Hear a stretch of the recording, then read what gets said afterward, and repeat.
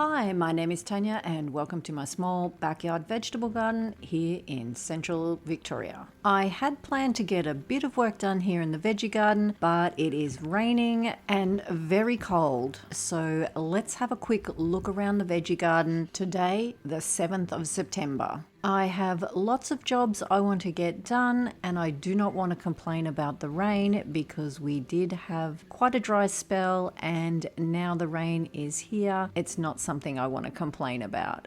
Things are really moving along. The raspberries are starting to push out leaves. The walking onions really need to go in the ground and the potatoes are shooting up through the soil. So happy I got this hessian over the top to protect them. These cabbages are looking great. The purple sprouting broccoli is producing wonderfully. I have been picking it daily. The carrot leaves are so beautiful in this light, the lime green, and I am just waiting for the carrots to size up underground. Sadly, all this bok choy has gone to seed. I'm just going to pick this and some of the purple and eat it while I can. These carrots I sowed back maybe 6 to 8 weeks ago are pushing through the ground. I might have sown them a little deep, but they are now pushing through and there's more leaves sprouting every day.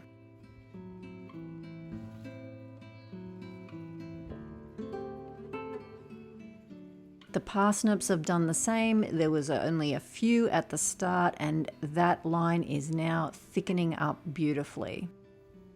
This was the purple sprouting broccoli that I bought marked down. I bought a whole tray of it. I divided it between me and my mum and I have sprouts coming on it, so it will be producing. I sort of thought it might be a waste of time, but it is going to produce for me and my mum is picking some also. I'm so happy I got this second lot of mini cauliflowers in because fingers crossed they are going to produce. And these are the transplanted beetroot that I bought over from the garden bed number 2. These are the pansies that I grew in the seed snails and the turnips also. This is the other side of that bed. I have more of the purple sprouting broccoli over there. I haven't done anything to it and it grew a lot when we had the week of rain. So it's all bendy, but we'll see how it goes. I should put a stake in there. That's one of my jobs. Here's another one and they are coming up ready to push out beautiful little purple sprouts. It is so windy and freezing, but it is so nice to be looking at all these fresh leaves.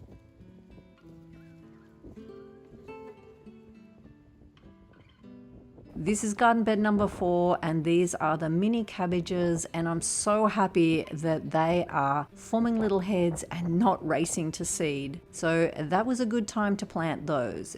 Tender crisp celery, kohlrabi purple and green, celeriac, and that is looking beautiful as well. I've never actually grown that, so I'm excited about that. These were the tiny little rainbow chards we put in just a couple of weeks ago. They haven't moved too much, but hopefully they will fill out. I am concerned about a few of the green kohlrabi and I think they are going to race to seed also. I did plant a whole heap kohlrabi seed at the school and the whole line has germinated. So that is very interesting.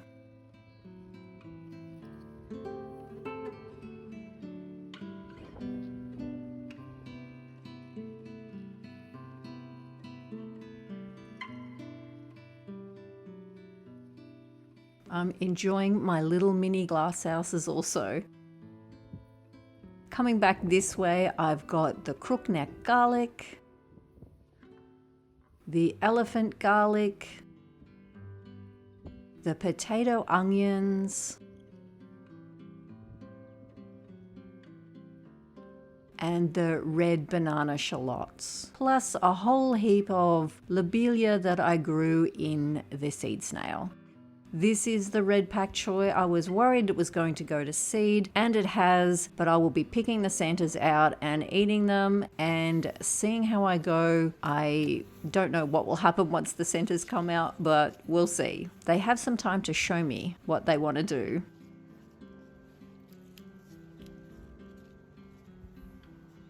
And the snow peas, none have made it into the kitchen. This is just the reward for being out here in the cold. And I eat them small because I can't wait any longer. And it will encourage more pods.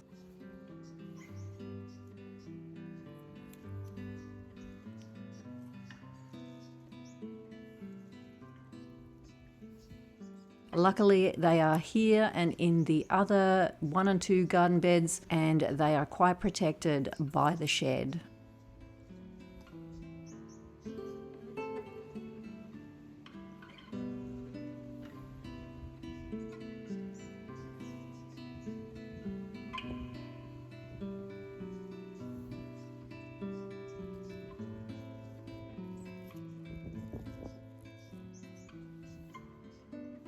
The transplanted strawberries are looking very happy here in this little copper tank. And the red vein sorrel is loving this spot. The giant Russian rhubarb. The 4 markdown red dragon rhubarb are sprouting. And these 2 next ones are the transplanted rhubarb from the other end. And they should be producing for me. They don't look too hassled by being moved.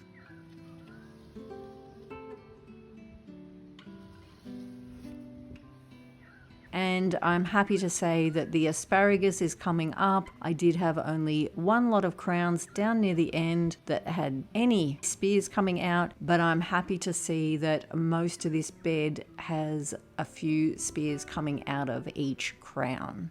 I'm yet to see anything out of the new crowns, but I'm going to be patient with that.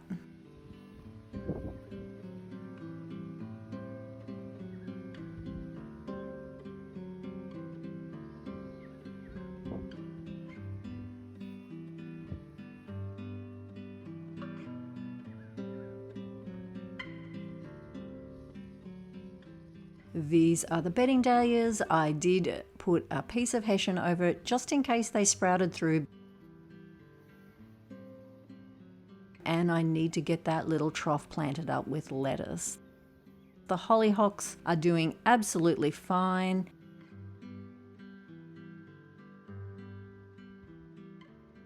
And I have been to a you-know-where and found these beautiful marigolds. They are one of my favorite colors. I loved them when I saw them last spring, and they had them in $2 pots. So I was happy to grab some. I am going to have to be careful because they are frost sensitive, but I'm going to work out some way of protecting them and getting them in the beds as I tidy them up.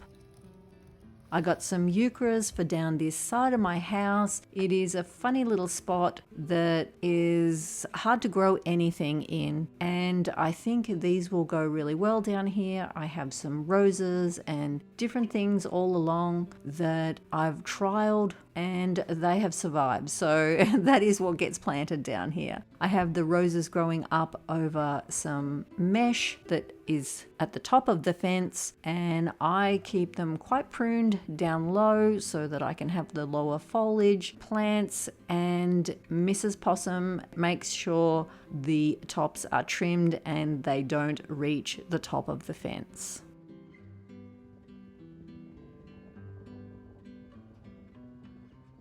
I'm just going to place these along here. I want some different colored foliage, but first, before I plant those, I am going to get this Mutabilis rose tied back. I came in here and pruned it a couple of weeks ago, and we've had very windy days, so it is one of the things on my list to get sorted before they snap off, and I have to wait a while before another one grows. It doesn't get a lot of sun down here, just late, hot afternoon sun and in shade the rest of the time, but I find that it flowers well through the middle, which I'm happy about. It would be nice if Mrs. Possum would leave a bit more at the top, but she finds the rose shoots just a little too tasty.